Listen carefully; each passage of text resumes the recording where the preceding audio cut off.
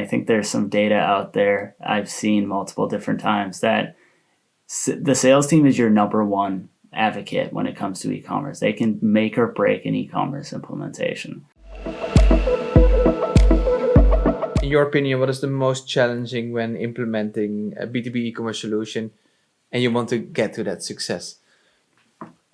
Yeah, there's two major challenges I've experienced on a consistent basis across all the projects I've worked on. Obviously, I've touched a lot on product data. That's a big one. Not having the right product data, not having enough product data, so on and so forth there. But one that is drastically more important, in my opinion, is having support for the project. Having support in the sense of having a digital vision for the company, essentially. How is e-commerce going to improve the customer experience? Great. That's relatively understood a lot of times. But more importantly, how is e-commerce going to improve how the company operates?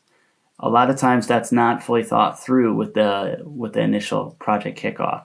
So understanding how business processes hopefully don't have to change drastically, but will need to change or be automated to fulfill e-commerce and really reduce the friction on the end customer, but also streamline processes internally within the organization.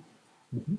And touching upon the first part, so about product information management or getting your product data in the right place. So what are there any practical tips or steps to take? Or obviously, yeah, we've talked more about in this show about, maybe implementing a PIM system, product information management.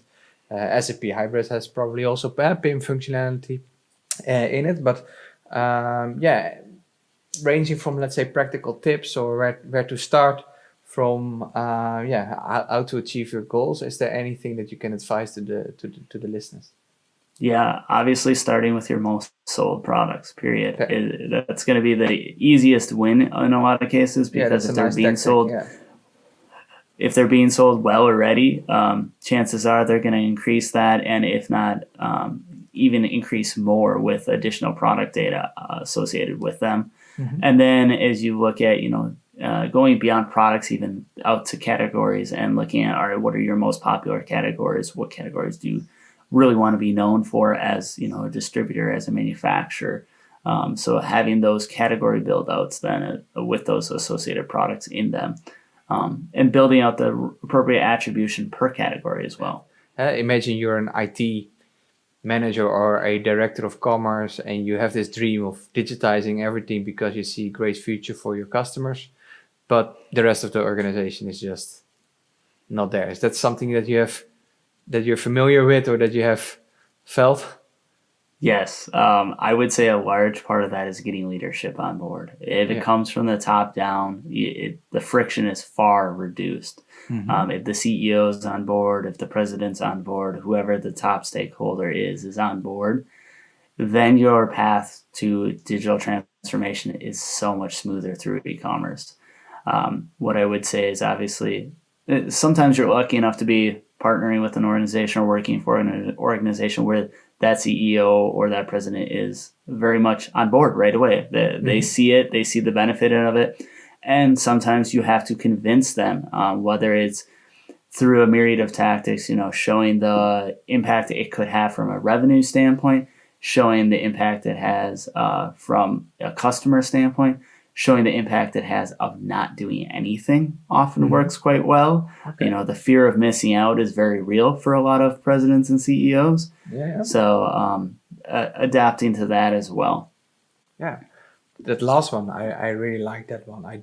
We didn't touch upon that a lot of times in this show, but not doing anything is also a way to show an impact if you're, so the fear of missing out.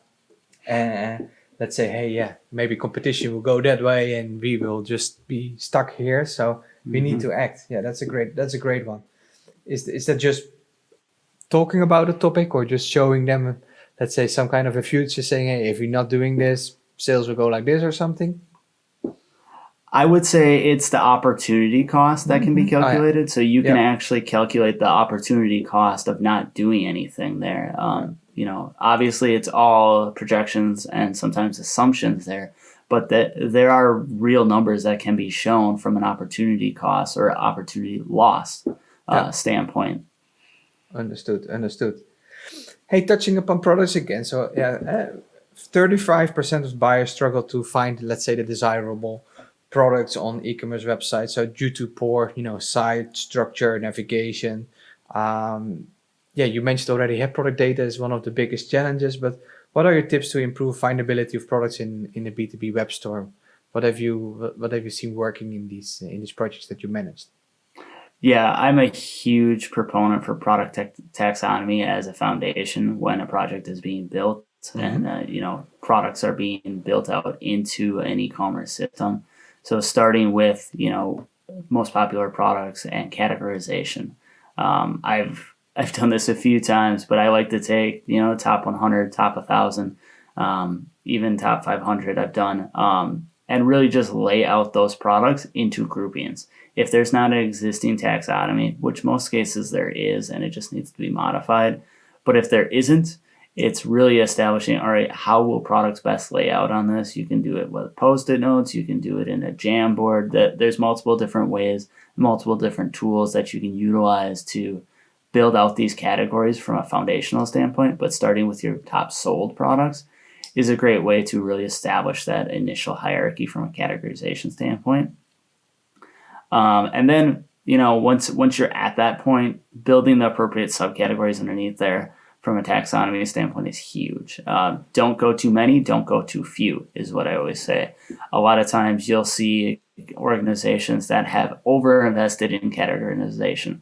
So, meaning they have a category for essentially every product type they offer. A lot of that can be done via attribution. Yeah. So it's knowing when and where.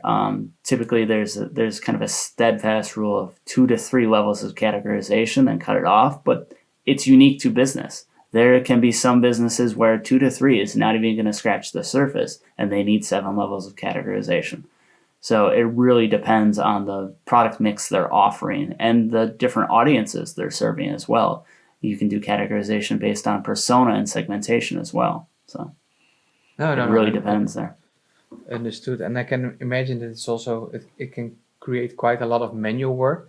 So are there any shortcuts to take, let's say, so if you want to, what is the importance of integration, let's say, so maybe with the product information management systems or with an ERP, in your opinion, can that speed up the project or is it, let's say, a must have, or is it something that you say, hey, no, everything needs to be done manually and et cetera, et cetera? I would hope everything doesn't have to be done manually. That will create a lot of work. Obviously, integrations with an ERP system or a product information system, both are going to be a necessity. An e-commerce platform is really designed at the commerce portion of the transaction. That is the primary function of the e-commerce platform, in my opinion. A lot of them have, product information capabilities. Some of them have payment capabilities. Some of them have a myriad of additional capabilities that can be bolted on or come natively. But utilizing the appropriate tool for the right task is always key. So from a product information standpoint, housing that information there and pulling in it appropriately, so lessening the degree you really need to expand on attribution or even categorization in an e-commerce platform, and already having that in a PIM is only going to expedite things. What is your take on, for example, the value of sales reps can have after the sales or after the e-commerce solution has been implemented, or how to get these guys on board as well? Yeah, it is my opinion, and I think there's some data out there I've seen multiple different times that the sales team is your number one advocate when it comes to e-commerce. They can make or break an e-commerce implementation. If they are on board and see the benefit of what this can do for them and the customer base, but let's be honest, we all know how sales is. It's a lot of times about how it can help them sell more. So if it can help them sell more, it's going to gain adoption relatively quickly internally, and then from there it'll gain adoption with the customer base. But if you can showcase, here's why you need to utilize e-commerce to the sales team, and it doesn't hurt to incentivize them. A lot of organizations have used, whether it's spiff structure to incentivize e-commerce orders over traditional orders that then have to be, entered manually into an ERP system or what have you, there is cost savings there. So taking some of that cost savings, incentivizing the sales team to push that, whether that continues long term or not is another question. But incentivizing the sales team appropriately to really go down this journey and digital transformation effort with e-commerce adoption really helps the organization as a whole. So getting the sales team on board is a huge it's almost a requirement for a successful project in my mind.